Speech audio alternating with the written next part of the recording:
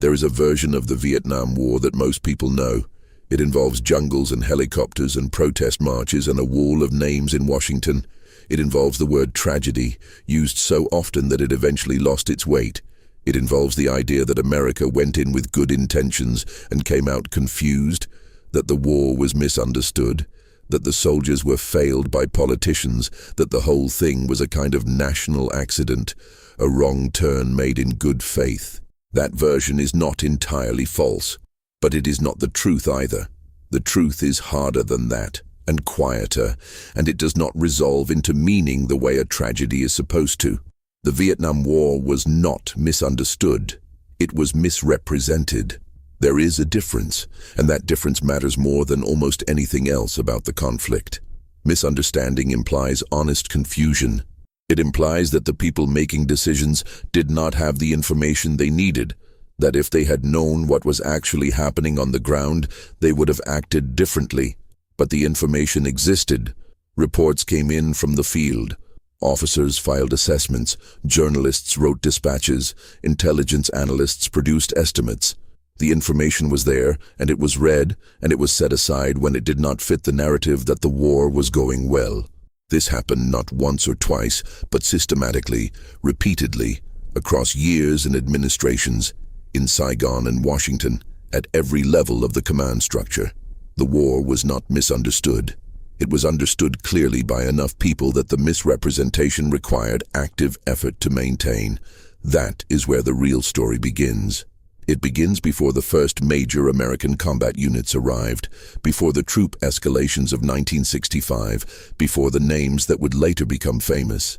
It begins in the early 1960s, when American military advisors were already embedded with South Vietnamese forces and already filing reports that described a war effort in serious trouble. The Army of the Republic of Vietnam, the force the United States was there to support, had structural problems that advisors could see plainly.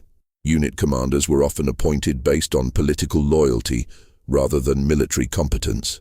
Casualties were underreported because commanders feared that high casualty figures would reflect poorly on them. Operations were sometimes conducted on paper, with units reporting engagements that had not taken place, with enemy kills that existed only in the numbers. The advisors saw this, they reported it. The reports moved up the chain, and somewhere in that upward movement they were softened, reframed, placed alongside more optimistic assessments, until by the time they reached senior officials in Washington, they no longer communicated what the men on the ground had actually witnessed.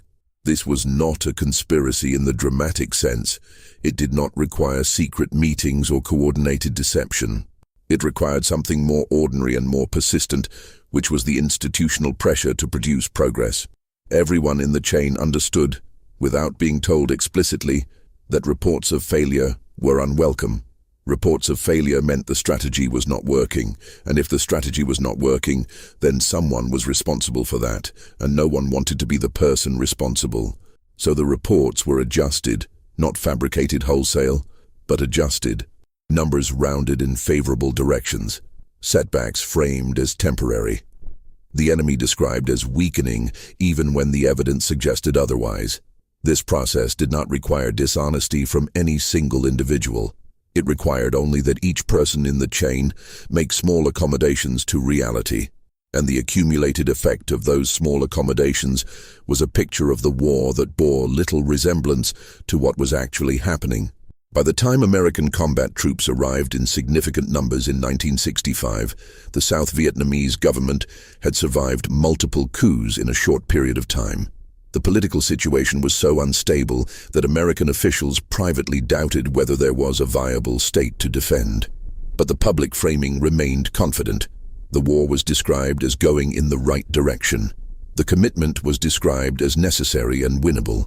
And the men who arrived, many of them young, many of them drafted, were placed into a conflict whose true dimensions had been carefully obscured from the American public and, in some ways, from themselves. The first thing that struck many soldiers arriving in Vietnam was the confusion about what winning actually looked like. In conventional wars, there are clear objectives. You take a hill, you hold a city, you advance a line. The enemy loses ground, you gain ground. and the accumulation of gains eventually adds up to victory. Vietnam did not work this way, and the military command took years to fully acknowledge that it did not work this way, and some would argue they never fully acknowledged it. The enemy was an insurgency. It moved through the population. It did not hold fixed positions in ways that could be captured. It could absorb enormous losses and reconstitute. It had supply lines that ran through neighboring countries. It had the patience of a movement that believed time was on its side.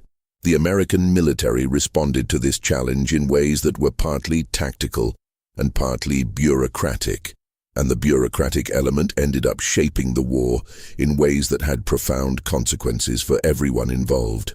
Unable to measure progress by territory gained, commanders turned to other metrics. The most famous of these was the body count. If you could not show that you were taking ground, you could show that you were killing the enemy, and if you were killing enough of them, they would eventually run out of fighters, and the war would be won. This logic had a surface plausibility that made it easy to defend in briefings and impossible to disprove in the short term. It also had a fundamental problem, which was that it required accurate counts of enemy dead, and accurate counts were essentially impossible to obtain in the kind of warfare being conducted. Engagements in Vietnam often took place in dense jungle, at night, in conditions of extreme confusion. When the shooting stopped, the enemy frequently removed their own dead. American soldiers were left counting bodies that were not always there to count, and they were under pressure to produce numbers that satisfied commanders who needed to demonstrate progress. The result was predictable. Body counts were inflated, consistently, persistently, at unit after unit across the theater of operations. Civilians killed in engagements were sometimes counted as enemy combatants. The dead from ambushes gone wrong were sometimes reclassified. Anyone killed in a free fire zone was presumed enemy and counted accordingly. The numbers moved up the chain and were compiled into briefing slides and presented to civilian officials in Washington as evidence of progress. And for a period of years, those officials made policy decisions based on numbers that bore no reliable relationship to reality. The soldiers doing the counting knew what was happening. In many cases, they were the ones inflating the counts, not out of dishonesty in any simple sense, but out of the awareness that their commanders needed numbers and that units that produced good numbers were treated differently from units that did not. There was career pressure. There was the pressure of wanting to believe that the deaths of your fellow soldiers had accomplished something measurable. There was the simple human need to have a metric that told you that what you were doing had meaning. And so the numbers grew, and everyone along the chain accepted them, and the war that existed on paper gradually diverged from the war that existed in the jungles and rice paddies of Southeast Asia. This divergence had consequences that went beyond statistics. When you build a war around a metric, you start fighting to improve the metric rather than to achieve the actual objective. Units that needed high body counts began to conduct operations designed to produce contact with the enemy, which sometimes meant moving into areas where enemy presence was known, even when tactical sense might have suggested otherwise. It meant aggressive patrolling that put soldiers at risk. It meant the use of firepower that was strategically counterproductive because it killed civilians and created new enemies while producing bodies for the count. The metric became the mission, and the mission became increasingly disconnected from any realistic path to victory. There was a phrase that circulated among American soldiers in Vietnam, used to describe the gap between what was reported and what was experienced. They called it the 5 o'clock follies. This referred to the daily military briefing in Saigon, where reporters were given the official version of the previous day's events. The briefings were confident and detailed. They featured maps and statistics. They described enemy losses and American successes. And the reporters who actually went into the field, who spent time with units in the jungle and the Delta, knew that the briefings were at best selective and at worst systematically misleading. The name stuck because it captured something true about the nature of official communication during the war. The truth was available. It was being produced every day by the people actually experiencing the conflict. And every day at 5 o'clock, a different version of events was offered to the world. This dynamic was not unique to Vietnam, but it reached a particular intensity there because of the nature of the conflict. There was no front line to point to. There were no cities falling or being liberated.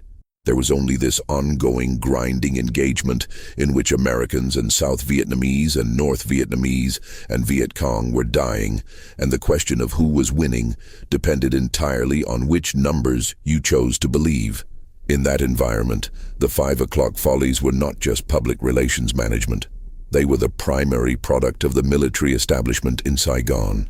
The management of perception had become more important than the management of the war itself. The Marines who fought in I Corps, the northernmost military region, experienced a version of this that was particularly stark. They were engaged in a pacification program called the Combined Action Program, which embedded Marine squads in Vietnamese villages to live alongside and train local militia. The program produced genuine results in some areas. It was genuinely popular with the Marines involved, and it was perpetually underfunded and undervalued by the broader military establishment because it did not produce the kinds of numbers that looked good in briefings. It did not produce high body counts. It did not feature the dramatic sweeps through enemy territory that made for compelling after-action reports. It produced slow, difficult, unglamorous progress in specific villages that was nearly impossible to quantify. And so it remained a sideshow while the main effort continued in ways that were measurable and counterproductive. The Air Force conducted a separate campaign that illustrated the same problem from a different angle. Operation Rolling Thunder, the sustained bombing campaign against North Vietnam, ran from 1965 to 1968. It was intended to destroy North Vietnam's capacity and will to support the insurgency in the south. It dropped an enormous tonnage of bombs. It destroyed infrastructure. It killed people. And it did not accomplish its stated objectives. The North Vietnamese repaired their supply lines with remarkable speed. They dispersed their industry. They moved supplies at night and under cover. They accepted the losses and continued to function as a state and as a military power. The bombing statistics were impressive. The strategic results were not. But the bombing continued because stopping it would have been an admission that it was not working. And such admissions were structurally very difficult to make.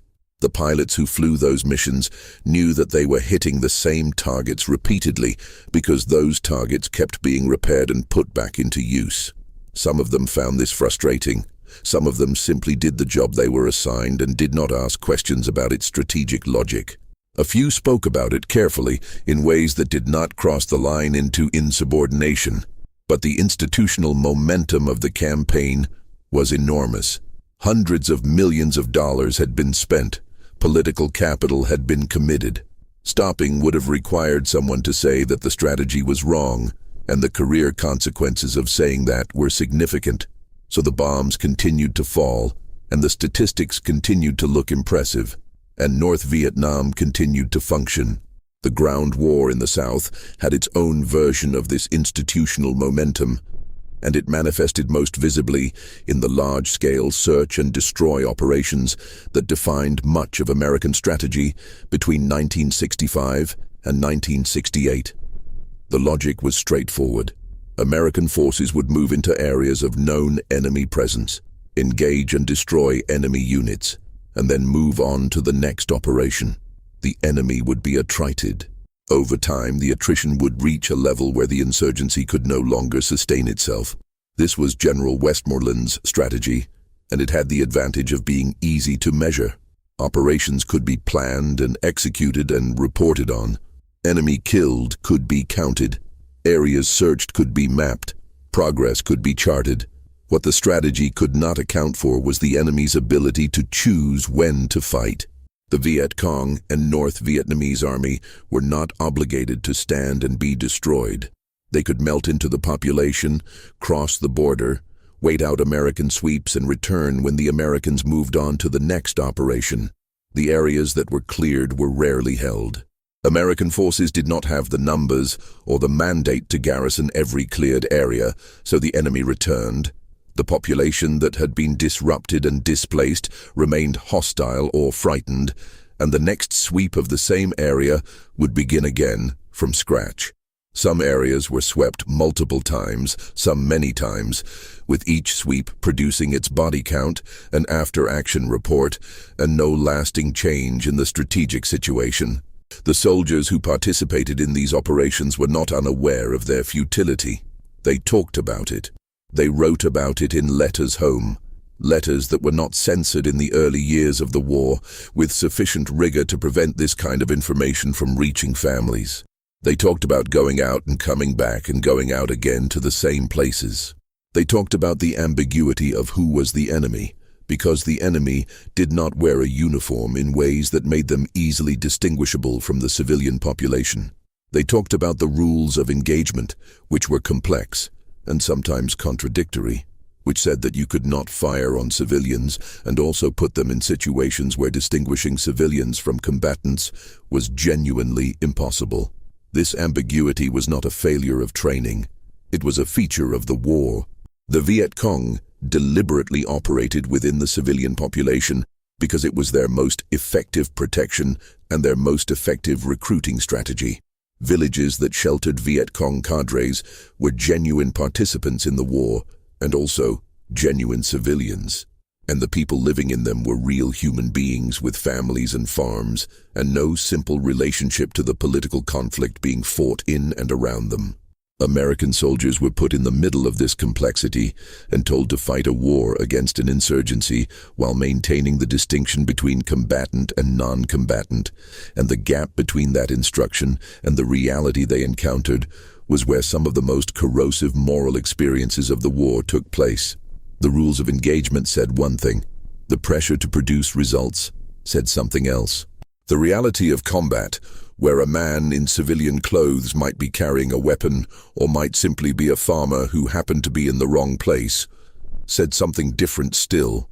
And the result was a moral environment in which soldiers made decisions under extreme stress with insufficient information and the knowledge that whatever they decided would be judged later in safety by people who had not been there. Some soldiers made decisions that would haunt them for the rest of their lives. Some made decisions that should have resulted in criminal charges and did not. Some made decisions that were genuinely defensible and were made to feel guilty about them anyway. The moral landscape was fractured in ways that official policy never acknowledged and that the body count metric never captured. The massacre at My Lai in March of 1968 is the most famous example of what could happen when the moral landscape fractured completely. A company of American soldiers entered a village in Quang Ngai province and killed several hundred civilians. The official report described it as a combat operation against enemy forces. The actual events were different from that in ways that were eventually documented in testimony from participants. The soldiers had been told that the village was a Viet Cong stronghold. They entered expecting a fight. They found mostly women, children, and old men, and they killed them. The reasons for what happened that day are the subject of extensive analysis, and the analysis tends to focus on the specific circumstances, the specific unit, the specific officers involved. What the analysis sometimes underemphasizes is that My Lai was not an isolated exception to normal operations.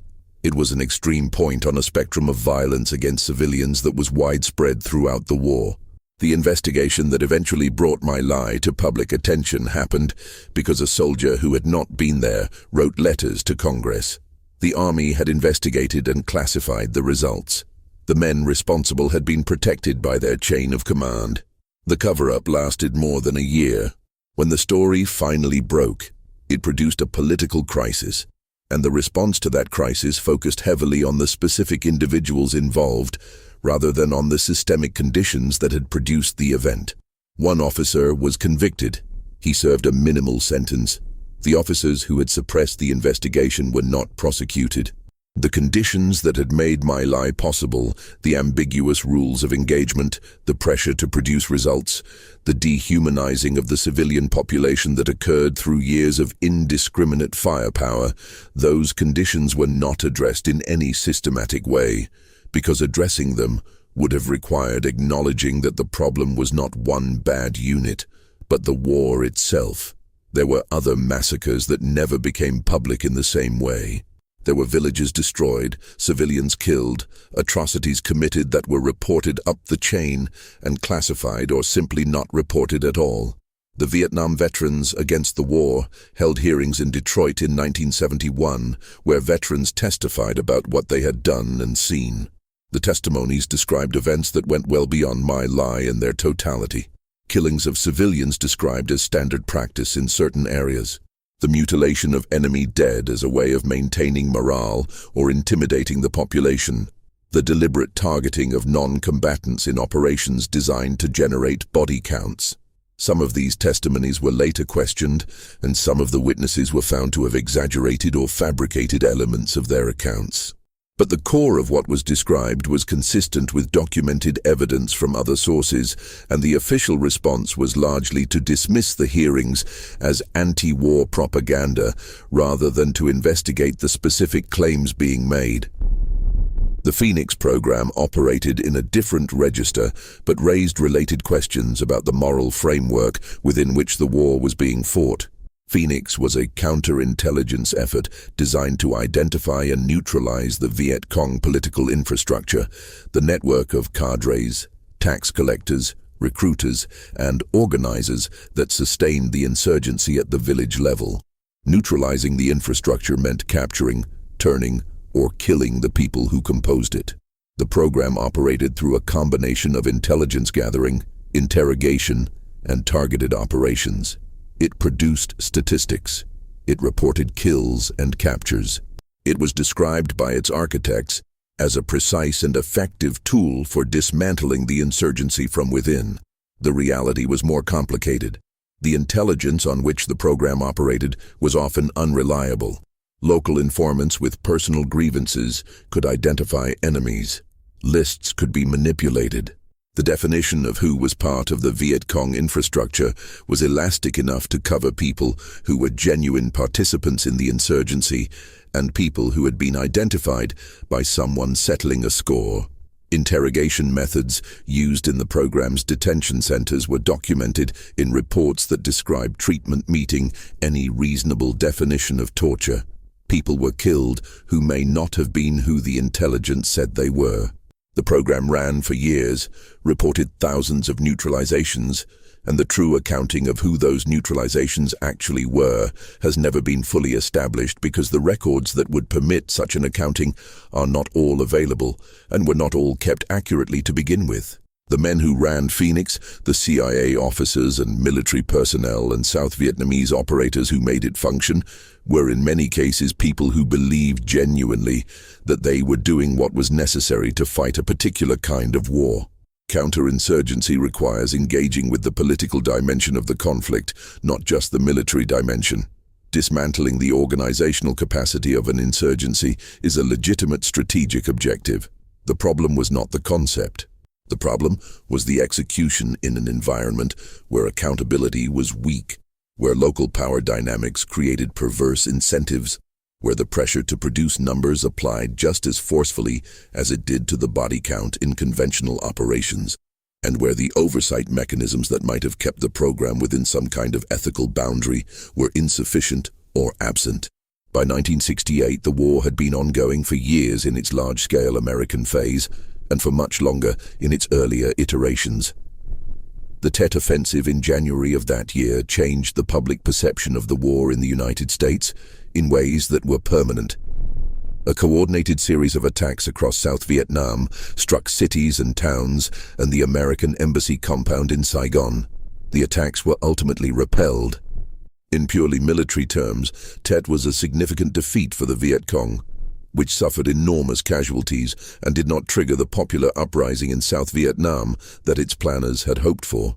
But the images that came out of Tet, the fighting in the streets of Hue, the attack on the embassy, the execution of a Viet Cong prisoner on the streets of Saigon, photographed in a single frame that became one of the most famous images of the century. Those images told a story that contradicted years of official optimism about how the war was going. People in America had been told repeatedly that the war was being won.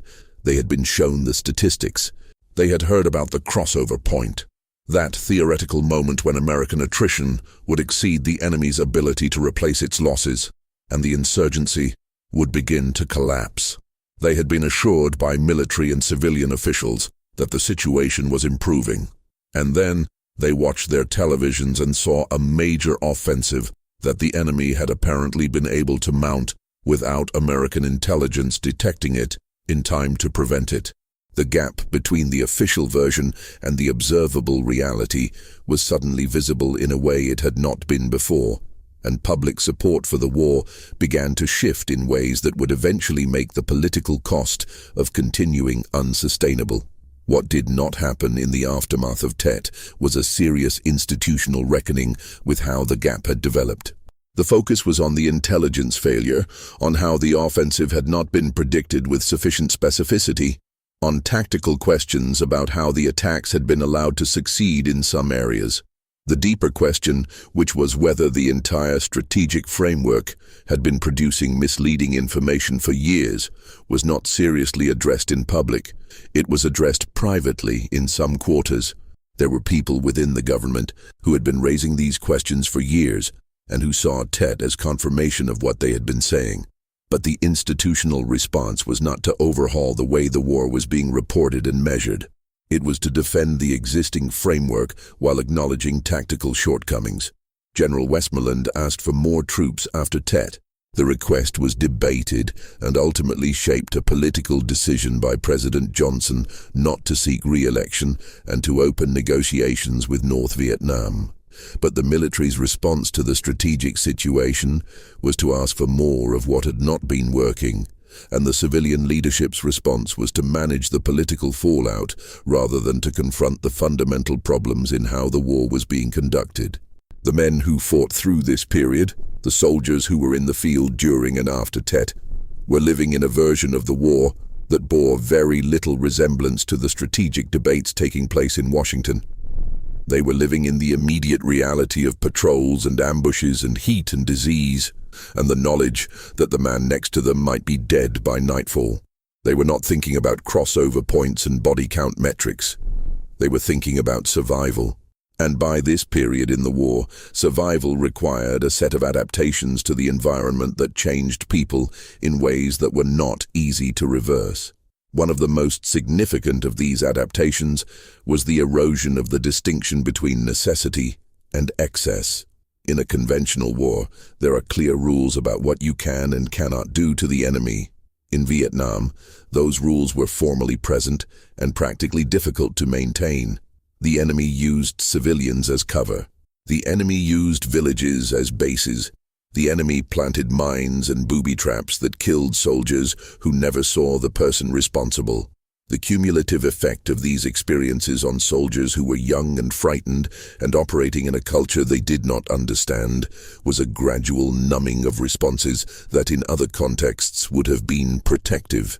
People who had arrived with clear ideas about right and wrong found those ideas tested in ways that the training had not prepared them for. This was not a failure of the individual soldiers. It was a predictable psychological consequence of the conditions in which they were placed. The research on combat stress, which was extensive during and after Vietnam, documented what happened to people who were kept in sustained threat environments without clear objectives or achievable victories.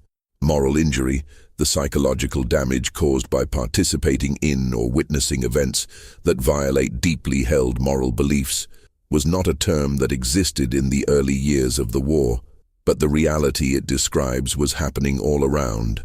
Soldiers came home with damage that was not visible, that did not show up on medical examinations, that manifested as nightmares and hypervigilance and explosive anger and the inability to be present in civilian life. The medical establishment called it various things before it settled on post-traumatic stress disorder as a diagnostic category, and the time it took to get there cost people who needed treatment years of being told that what they were experiencing was not a real medical condition. The military was not unaware that something was happening to its soldiers. Drug use became a significant problem in Vietnam, particularly after 1968. As the strategic situation became more clearly unresolvable and morale deteriorated accordingly. Heroin was available, cheap and extraordinarily pure compared to what was available in the United States. Estimates of the extent of drug use among American soldiers in Vietnam vary, but serious surveys conducted during the war and immediately after found rates that were dramatically higher than anything the military had previously encountered. The institutional response focused heavily on enforcement and treatment programs, but the underlying cause, which was that soldiers were being asked to fight an increasingly purposeless war in conditions of extreme stress, was not something that drug policy could address. Alcohol was also pervasive and less visible because it was legal and culturally normalized. The combination of alcohol, drugs, extreme stress, and the moral conditions of the war produced an environment in the rear areas that was profoundly dysfunctional. There were incidents of violence between American soldiers. There were incidents where officers and senior non-commissioned officers who pushed their units too hard were attacked by their own men. The practice was called fragging, named for the fragmentation grenades sometimes used in these attacks. The number of documented fragging incidents rose significantly as the war went on, particularly in the period from 1969 onward, when troop withdrawals began, and the soldiers still in the field were aware that the war was winding down politically, even as it continued in practice. Fragging is one of those facts about Vietnam that tends to be mentioned briefly and then set aside, as if it were an anomaly that says something about a few individuals rather than something about the systemic collapse of unit cohesion and trust in leadership. But the numbers were not trivial. Hundreds of incidents were documented. The number that went undocumented, where weapons were lost or accidents were staged, is impossible to know. What the documented cases represent is a breakdown so severe that soldiers were killing or attempting to kill their own commanders rather than following orders they considered wrong or needlessly dangerous. That does not happen in a functioning military. It happens in a military that has lost coherence, and by the early 1970s the American military in Vietnam had lost a significant measure of coherence. The transition to Vietnamization, the Nixon administration's policy of progressively turning the fighting over to South Vietnamese forces while withdrawing American troops, created its own set of distortions and pressures. The political objective was to withdraw without the war being seen as a defeat, and this required South Vietnam to appear capable of defending itself, even when the evidence for that capacity was limited. South Vietnamese forces had been trained and equipped by the United States for years, and in some areas and units, they were genuinely effective. But the systemic problems that American advisors had identified in the early 1960s had not been solved. Political loyalty still mattered more than military competence in many commands. Corruption was extensive and well documented. The draft in South Vietnam swept in men who did not want to fight for a government they did not necessarily trust or believe in. American advisors and commanders who worked closely with South Vietnamese units often had honest assessments of their capabilities that differed significantly from the official characterizations needed to support the Vietnamization narrative. Again, the institutional pressure to produce favorable assessments shaped what was reported. The process that had operated throughout the war, in which information was adjusted as it moved up the chain to fit the requirements of the political moment, continued to operate as the withdrawal proceeded. The peace negotiations that eventually produced the Paris Peace Accords of January 1973 were conducted against a backdrop in which both the American and South Vietnamese governments understood privately that the accords were unlikely to produce a durable peace. The ceasefire they established was violated almost immediately by all parties. The North Vietnamese continued to infiltrate men and supplies into the South. The South Vietnamese government, freed from the immediate presence of American combat forces, struggled to maintain the level of military effort that the situation required. The United States continued to provide military and economic assistance, but the political will to re-engage militarily, if the accords failed, was limited and declining.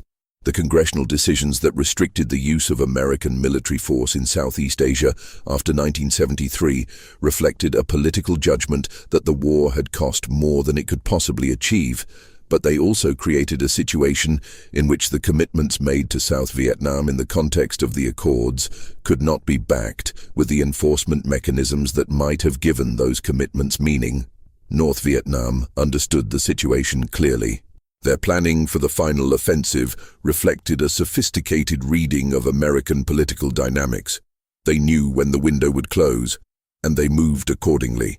The fall of Saigon in April 1975 was covered by journalists who were there, and the images they produced, the helicopters on the embassy roof, the crowds at the gates, the desperate last flights, became the defining images of the American experience in Vietnam. What those images showed was the end of a project that had consumed more than 50,000 American lives and vastly more Vietnamese lives, and could not, in the end, deliver the outcome it had promised.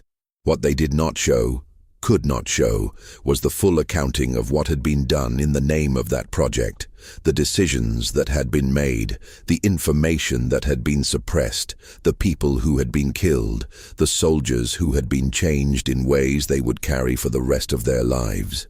The veterans who came home from Vietnam came home to a country that had used them in ways it did not fully want to acknowledge.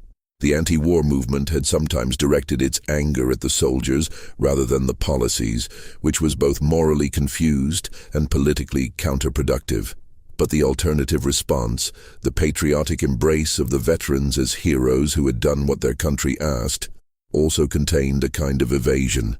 If you simply honored the soldiers, you didn't have to look too carefully at what they had been asked to do and what the doing of it had required of them. The complexity of who these people were, what they had experienced, what they had done and seen and survived, was easier to manage if you reduced it to a symbol rather than confronted it as a human reality. The Veterans Administration, the system that was supposed to provide for the men and women who had served, was unprepared for the scale and nature of the need that Vietnam created. Wait times were long. Mental health treatment was inadequate.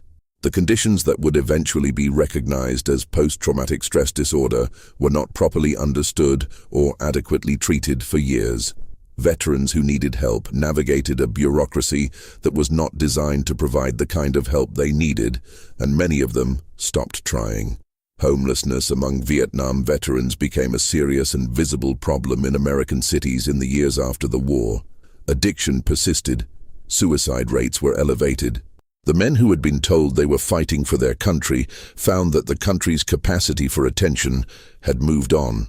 The institutional military learned its own lessons from Vietnam, and some of those lessons were about the genuinely tactical and operational failures that the war had revealed.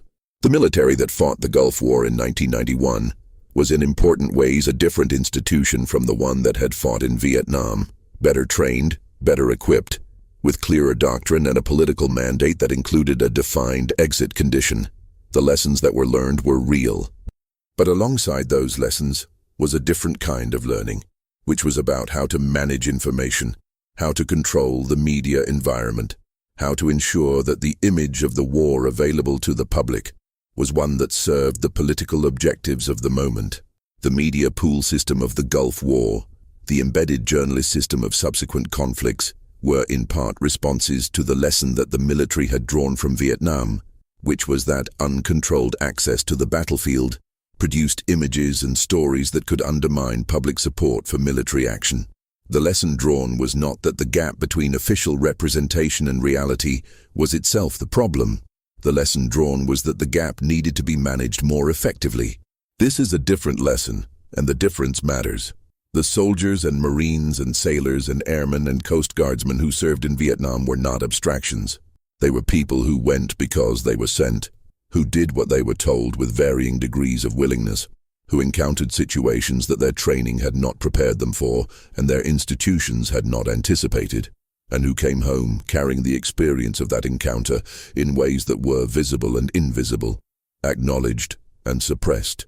Some of them made peace with what they had done. Some of them spent decades trying and not succeeding. Some of them found meaning in the service itself, separate from any judgment about the war. Some of them remained angry at a country that had asked too much and offered too little in return. The discomfort that the war still produces in veterans who served there is not simply about the trauma of combat, which is present in veterans of every war. It is about something particular to Vietnam, which is the knowledge of what the war actually was versus what it was said to be. Veterans who came home and listened to official characterizations of their service, who heard the war described in terms that did not match what they had experienced, who were told that they had fought bravely for a cause when the cause had been unclear to them at best and absent at worst, experienced a form of institutional gaslighting that compounded the psychological damage of the combat itself. Some of them found the resources to articulate this.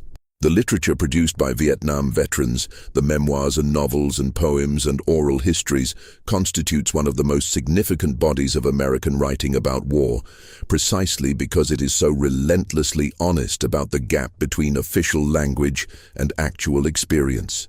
Writers like Tim O'Brien, whose work insists on the relationship between truth and story in ways that acknowledge neither can be fully trusted, produced work that resonated because it captured something true about what the war had been. Not the patriotic version, not the tragic version, something more granular and less resolvable. The literature exists because the official language was inadequate, and the veterans knew it was inadequate, and some of them spent their lives finding better words. The political uses of the war did not end when the war ended. Vietnam became a reference point in debates about American military power, a cautionary example cited by people who wanted to prevent future interventions and dismissed by people who believed the lesson was simply that the next intervention needed to be done better. The word quagmire entered the political vocabulary as a shorthand for a military engagement with no visible path to success. Subsequent military and political leaders were accused or defended themselves against accusations of creating another Vietnam. The war became a lens through which American foreign policy debates were conducted for decades. This political afterlife of the war had the effect of keeping certain questions alive that might otherwise have settled. The question of who was responsible, which the official version had never answered honestly, continued to circulate. The question of whether the war could have been won with different strategy or different commitment continued to be debated in military academies and think tanks and congressional hearings. The question of what obligation the United States had to the people of South Vietnam who had aligned themselves with the American effort and been left behind continued to be raised and not answered. The Vietnamese who left in the years after 1975, the boat people and the refugees who arrived in the United States and other countries, brought their own version of what the war had been. They brought the experience of people who had lived inside the conflict rather than arrived at it from outside, who had made impossible choices about which side to trust, who had survived the end in ways that cost them everything. Their presence in American communities created complicated dynamics that were never fully addressed.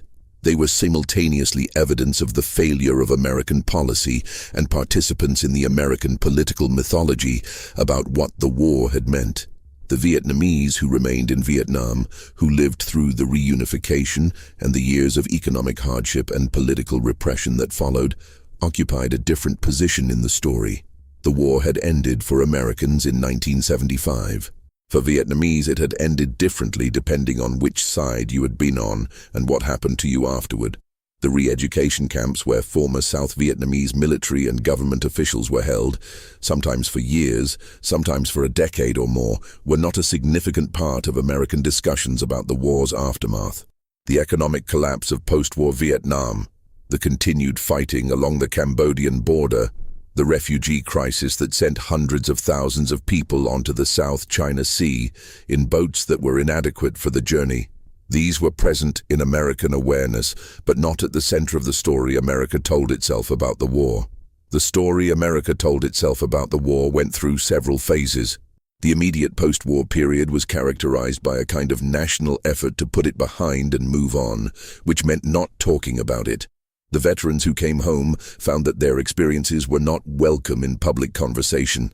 The country had been through a divisive and painful period, and there was a strong cultural preference for not revisiting it. This silence was not healing.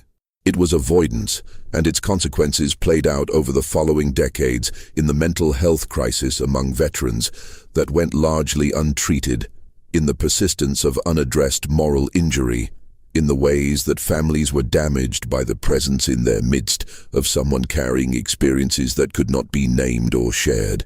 The Vietnam Veterans Memorial, dedicated in 1982, represented a shift in this dynamic.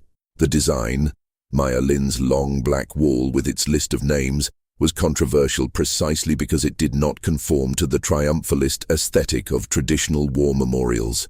It did not depict victory or honor. It listed the dead. The controversy over the design reflected the unresolved political and emotional conflicts around the war that had been building since 1975. The eventual acceptance of the memorial, the way it became one of the most visited sites in Washington, suggested that there was a need that it was meeting, a need to acknowledge the dead that the political discourse had not provided space for. People came and found names and touched them and wept, and the scale of the grief was evidence of how long it had been held without outlet. But memorializing the dead did not resolve the questions about why they had died, and whether the decisions that sent them to die had been made honestly and competently. Those questions remained. They were addressed partially by the release of the Pentagon Papers in 1971. The classified study of American decision-making on Vietnam, commissioned by Secretary of Defense McNamara, that documented in extraordinary detail how the public had been misled about the war's origins, conduct, and prospects.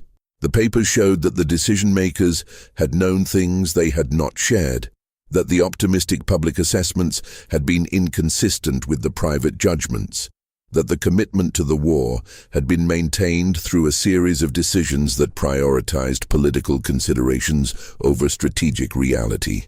The publication of the Pentagon Papers was resisted by the Nixon administration on national security grounds and permitted by the Supreme Court on First Amendment grounds.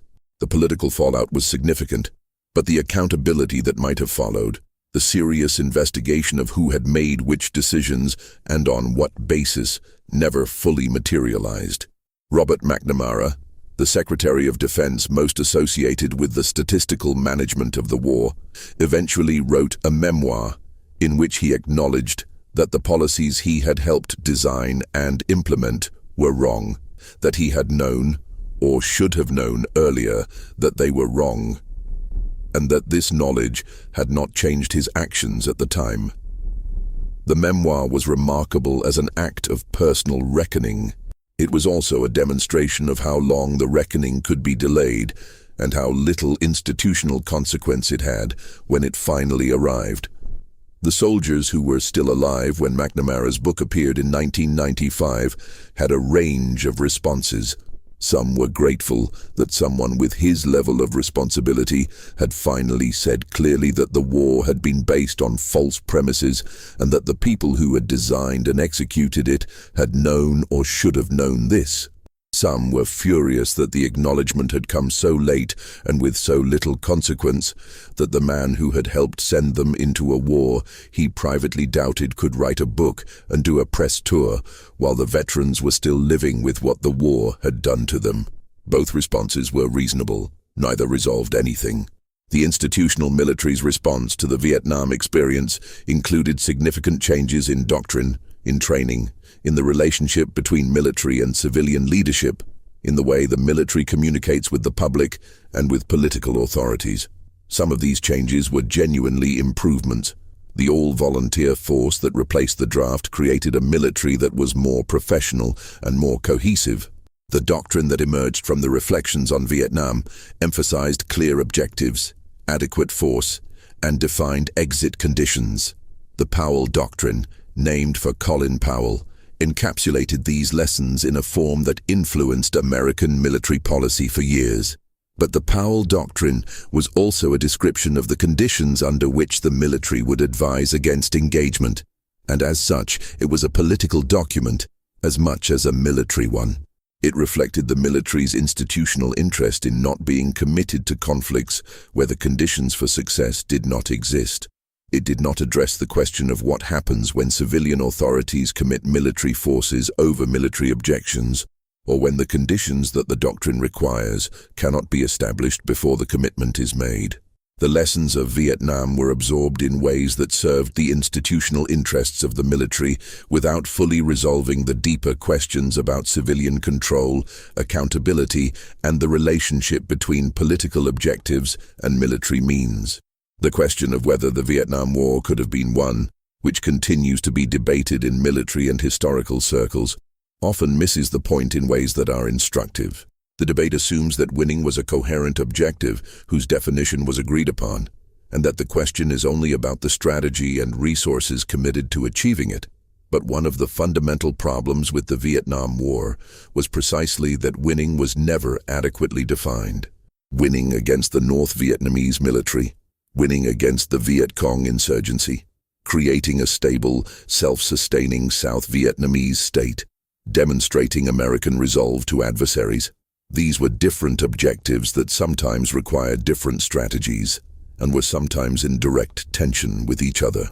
The war was prosecuted without clear resolution of what success would look like, and the failure to resolve that question shaped everything that followed. General Creighton Abrams, who replaced Westmoreland in 1968, changed the American strategy in significant ways. He moved away from the large search and destroy operations and towards smaller unit actions, better intelligence, and more emphasis on protecting the population rather than running up kill counts. There is debate among historians about how much difference these changes made and whether they were implemented consistently enough and given enough time to produce results. What is clear is that the change in strategy was not accompanied by a change in the political situation, which was defined by declining American public support, declining congressional willingness to fund the effort, and the Nixon administration's determination to withdraw regardless of conditions on the ground. The soldiers who served in the later years of the war served in this particular combination of conditions. They were fighting in a war that was being wound down, that had lost political support at home, that was being handed off to forces whose readiness was uncertain, and they were doing this while the military institution around them was experiencing the internal dysfunction, the drug use, the fragging, the racial tensions that had become serious issues by the early 1970s. They were fighting in a war that everyone knew was ending, and the question was only who would die before it finished. That is a particular kind of military service that does not fit neatly into the categories available for thinking about war, neither the honorable combat of a justified conflict nor the simple victimization of men sent to die pointlessly. It was something more complicated and more corrosive. The racial dynamics of the war deserve extended treatment because they shape the experience in ways that official history has often minimized. African American soldiers served in Vietnam in numbers proportionate to their share of the military, but in the early years of the war, they served in combat roles at rates that were significantly higher than their white counterparts, because the mechanisms that allowed soldiers to avoid combat, college deferments, and the particular ways that the draft board system worked, operated in ways that disadvantaged black men. The casualty rates in the early years of the war reflected this disproportion. It was documented at the time and created significant resentment. Within units, racial tensions that mirrored the tensions in American society played out in the particular pressure cooker environment of military service in a combat zone. The civil rights movement, the Black Power movement, the murders of Martin Luther King and others. These events reached soldiers in Vietnam through letters and news reports and shaped the internal dynamics of units in ways that commanders often did not know how to manage. Fraternization between black and white soldiers that might have been normal in other contexts became fraught. Conflicts that began as personal became racial. The military's response was often disciplinary rather than structural, addressing the symptoms while ignoring the conditions that produced them. Latino soldiers served in significant numbers and faced their own particular experience, often invisible in the larger narrative about the war.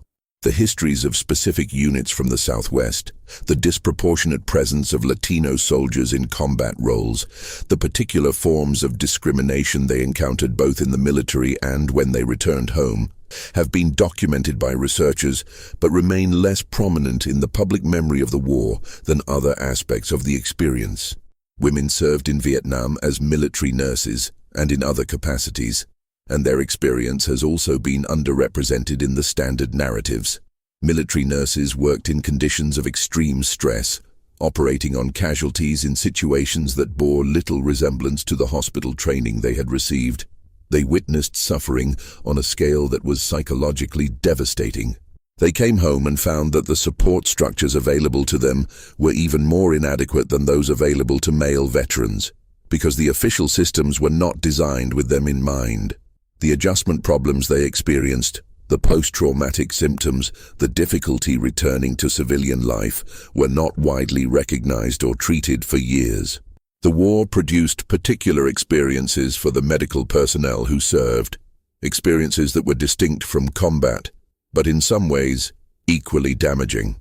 The field hospitals and combat surgical hospitals operated under conditions where the volume of casualties could be overwhelming, and the nature of the wounds reflected the particular kinds of weapons in use.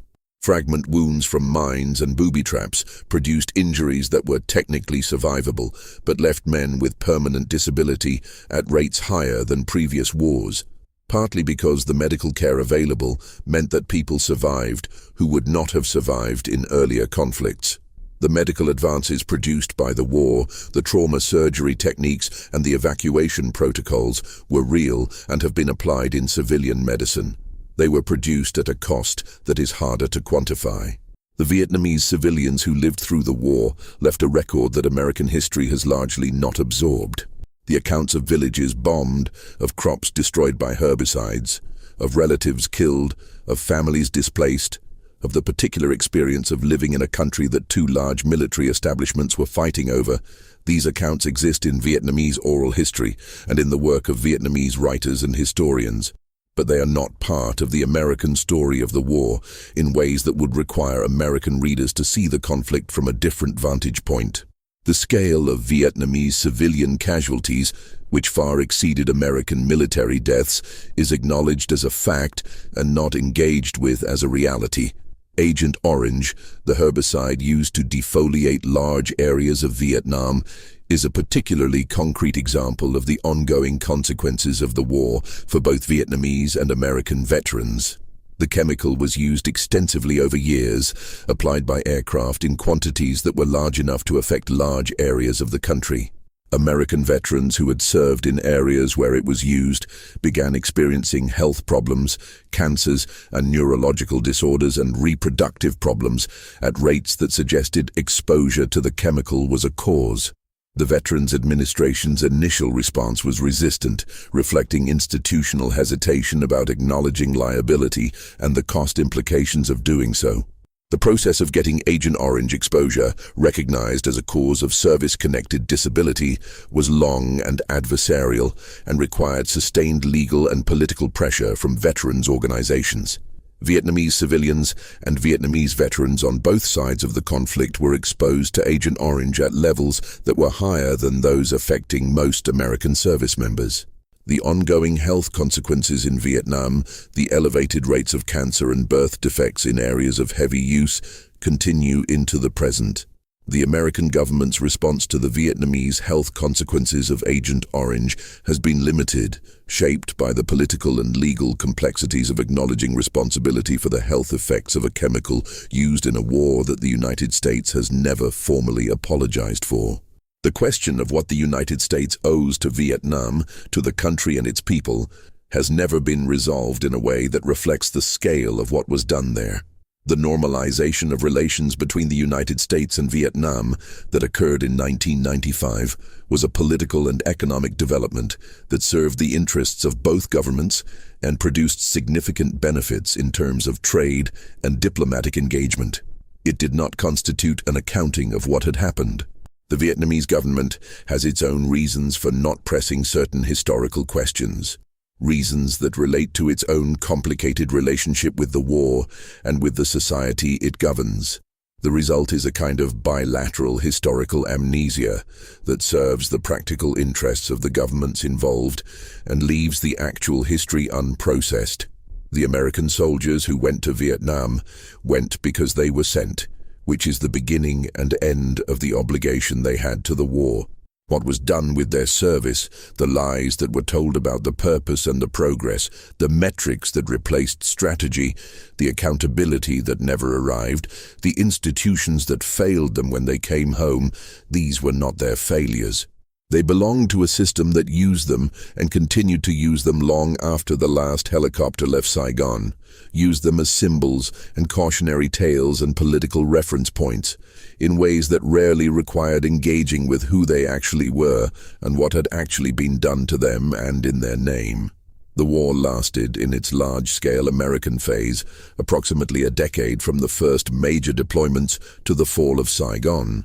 In that decade, it consumed resources and lives and political credibility and institutional honesty on a scale that shaped the country that came after in ways that are still being understood.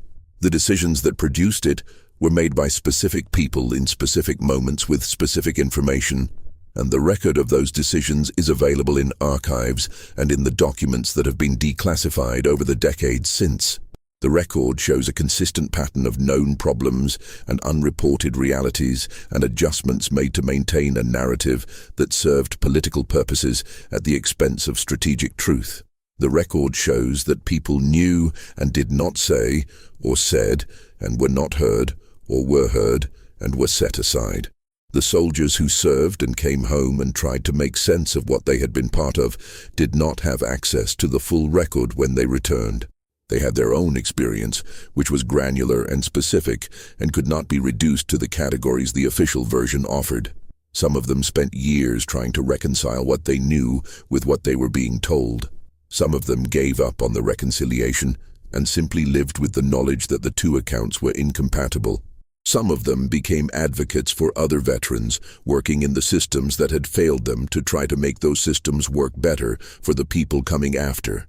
Some of them were damaged in ways that no advocacy could repair. The war did not end cleanly. Wars rarely do, and Vietnam less than most. It ended in a specific political and military event, the fall of Saigon, but its effects continued to propagate through the people who had been part of it, and through the institutions that had been shaped by it, and through the political culture that had been formed by the experience of fighting and losing a war that had been said to be necessary and winnable for years before it became undeniable that it was neither. The propagation continues. Veterans age and die carrying memories that were never fully shared or acknowledged. Children and grandchildren grow up knowing something happened that is not quite speakable. The archives release new documents that add detail to a picture that was already clear in its outlines. Researchers write books that are read by people who are interested in history and not read by the institutions whose conduct they document. The war that was described as a defense of freedom and democracy in Southeast Asia was conducted through methods that included systematic deception of the American public, the commission of war crimes that were covered up rather than prosecuted, the use of chemical agents whose long-term health effects were denied for years, the management of information in ways designed to maintain political support regardless of military reality, and the sacrifice of both American and Vietnamese lives for objectives that were never honestly defined and could not have been achieved by the means employed. This is the record. It is available. It has been available for decades. The question of what to do with it has not produced a satisfying answer, and the silence around that question is itself a fact about the war and its aftermath. The last American combat troops left Vietnam in 1973. The last American personnel left Saigon in April 1975. The war in Vietnam, the conflict between North and South Vietnamese forces and between Vietnamese forces and various external powers, had been ongoing in one form or another since before American involvement and continued in various forms after it. The country was reunified under Northern Communist government in 1976. The people who had supported the Southern government were subject to reprisals and re-education that continued for years. The economic reconstruction of the country was slow and difficult. The war's environmental damage persists in certain areas to the present day. In 1995, 20 years after the fall of Saigon, the United States established full diplomatic relations with the Socialist Republic of Vietnam. Trade followed. Tourism followed. American veterans began returning to the country where they had fought, some to close something, some to open something, some for reasons they could not have explained. Vietnamese who had emigrated returned as well, for their own complicated reasons. The country that had been the site of one of the most destructive military campaigns of the 20th century became a tourist destination, and the hotels went up in cities where the fighting had been, and the beaches where Marines had landed were offered to visitors as scenic attractions. The capacity of places to absorb what happened in them and become other things is real, and it is not a resolution. The 58,000 and more American names on the wall in Washington represent a specific category of loss from a conflict that produced losses in many categories, across nationalities and sides and civilian and military status, that add up to numbers that are difficult to hold in mind. The American loss is the one most present in American memory, which is understandable and also a limitation. Understanding the war requires holding the whole of it, not just the part that belongs to one country's experience, and the whole of it is large enough and dark enough that the full holding of it remains a project that has not been completed. The veterans who are still alive, who are now in their 70s and 80s for the most part, carry the last living knowledge of what the war actually was, in its granular and specific reality, as distinct from its historical and political representation. When they are gone, that knowledge goes with them, or goes with whatever they managed to put into words while they had the capacity to do so. The record that remains will be the documents and the oral histories and the literature and the journalism and the films, none of which are the thing itself, all of which are approximations of varying accuracy and varying honesty. The thing itself was experienced by specific people in specific places and is no longer fully recoverable.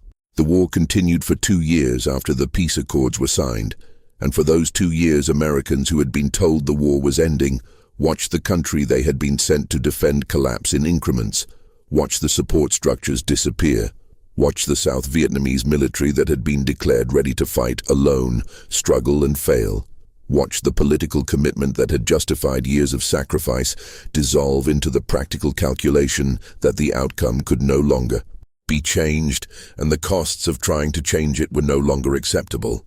The soldiers who were still in Vietnam during those 2 years served in a war that had been formally ended and was practically ongoing, and the particular experience of that service, fighting a war that had officially stopped, has no clean name in the vocabulary available. The last names added to the wall are from 1975. The last American deaths in the conflict were personnel involved in the evacuation and personnel killed in the Mayaguez incident, a separate engagement in Cambodia that took place after the fall of Saigon. The last American to die in the Vietnam War era, under the parameters used by the Defense Department, died in circumstances that were an extension of a conflict that had already officially ended, in an operation whose strategic purpose was symbolic rather than material, because the war had been lost, and the question was only what symbols could be salvaged from the wreckage. The wreckage was extensive. The accounting of it has been partial and ongoing, and has not produced the kind of institutional change that might prevent similar processes from operating in similar ways in the future. The lessons that were said to have been learned were learned selectively and applied inconsistently, and the fundamental institutional dynamics that had allowed the war to continue well past the point where it could be justified, the institutional tendency to produce optimistic assessments, the career pressure that shaped what information moved up the chain, the political cost of admitting failure that kept strategies in place after they had proven ineffective. Those dynamics did not disappear when the last helicopter left the embassy roof. They continued, as institutional dynamics do, beneath the surface of subsequent policy decisions, sometimes visible and sometimes not, producing effects that were recognizable to anyone who had watched Vietnam closely enough to understand what had driven it. The recognition was uncomfortable for the people who felt it, because it suggested that what had happened was not aberrational, was not the product of unique circumstances unlikely to recur, but was rather a consistent pattern produced by consistent institutional conditions, and that the war, in some meaningful sense, had not ended when the fighting stopped.